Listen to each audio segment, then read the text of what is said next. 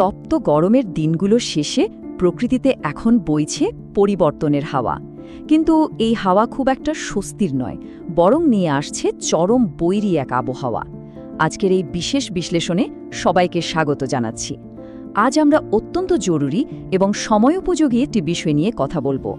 ধেয়ে আসা ভয়ঙ্কর কালবৈশাখী ঝড়, সুনামগঞ্জের হাওড় অঞ্চলে সৃষ্ট ভয়ঙ্কর কৃষি সংকট এবং আবহাওয়া অধিদপ্তরের দেওয়া অত্যন্ত গুরুত্বপূর্ণ 5 দিনের পূর্বাভাস নিয়ে। নষ্ট হয়ে যাচ্ছে, এতে ব্যাপক বিপাকে কৃষকেরা।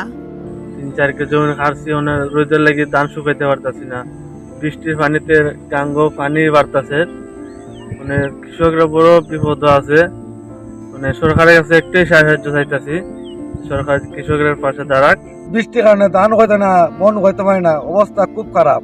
রাত্রে ঘুমাইতে পারে না, ধান ফরো রাত্রে ঘুমার দিন কাজ করতাম, খুব মারাত্মক অবস্থা, বিপজ্জনক অবস্থা আছে আমরা।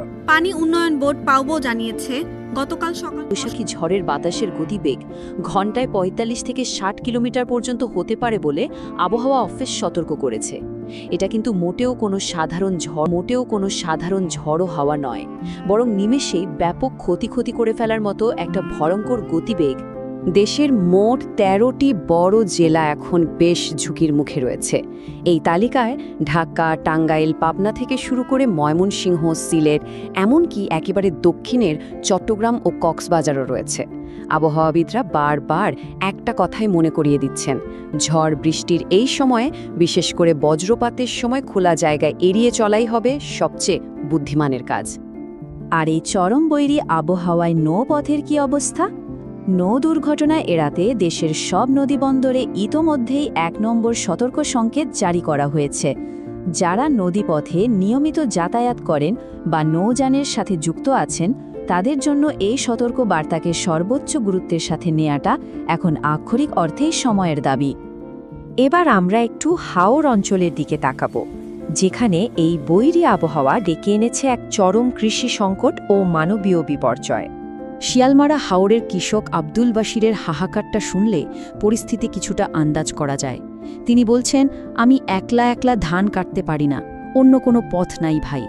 টানা 4 দিন ধরে কোমর সমান পানিতে নেমে একাই ধান কাটছেন তিনি, কারণ ধান কাটার শ্রমিক পাওয়া যাচ্ছে না, আর পেলেও সেই চড়া মজুরি দেওয়ার সামর্থ্য তার নেই। আধা পচা ধান ঘরে তুলতে প্রকৃতির সাথে এ যেন এক অসম যুদ্ধ। আর্থিক দিকটা একটু চিন্তা করা যাক। এই মৌসুমে চাষাবাদ করতে বশির সাহেব প্রায় ৫৫ থেকে ৬০ হাজার টাকা খরচ করেছেন, যার পুরোটাই ছিল ঋণের টাকা। ৮ বিঘা জমিতে তিনি ধান বুনেছিলেন, আর এখন চোখের সামনেই ৬ বিঘার ফসল পানিতে তলিয়ে গেছে। এই ঋণের বিশাল বোঝা কৃষকদের আগামী দিনগুলো নিয়ে চরম এক অনিশ্চয়তায় ফেলে দিয়েছে।